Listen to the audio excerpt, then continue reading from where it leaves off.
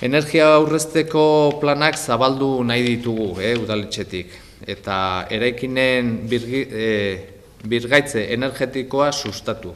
Horretarako, abiapuntu diagnosi hau erabiliko dugu. Gutxi gora bera, kontsideratzen da, biztanleen 8,8, 9,9 inguru horretan ez daukala nahiko baliabiderik bere etxeetan 18 graduko temperatura hortara iristeko.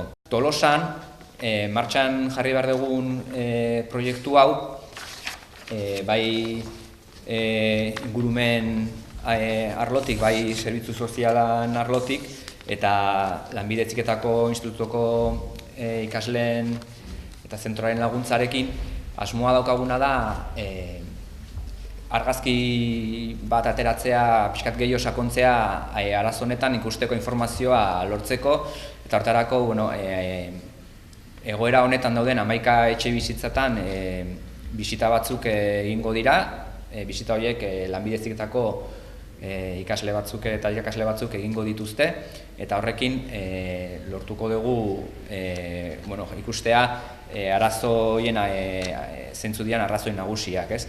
Nahiko genukena da ateratzen ditugun ondorioekin etxebizitzetako familiei aholku erabilgarri batzuk ematea. Hori eman zaigun enkargua nolabait izan da 11 etxebizitza horiek aztergai dauden 11 etxebizitza horiek aurkeztea. Orduan nahi izan dugu perfil guztietako jendea sartzea 11 horietan. Eta perfil horiek aukeratzeko eta pixkat alde guztik ikutsuta egoteko indeguna izan da ezaugarri batzuk kontutan eduki. Guk gaur egun ez ditugu, gure helburua da ikasleak ahalik eta gaitasun gehienekin formatzea, eta gaitasun gehienekin ateratzea ziklo bukatzen dutenean. Horregatik ez dugu bakarrik gaitasun teknikoak eta esplikatzen, baita ere gaitasun transversalak. Eta gaitasun transversalen barruan eta teknikoan barruan sartuko litzake proiektu hau. Parte hartuko dute elektrizitateeko instalazio elektriko eta automatiko zikloko ikasleak, erdi mailakoak, 16-17 urtekoak, eta beste ikasle talde bat, goi mailakoak eraikuntzan mantenimendu egiten dutenak.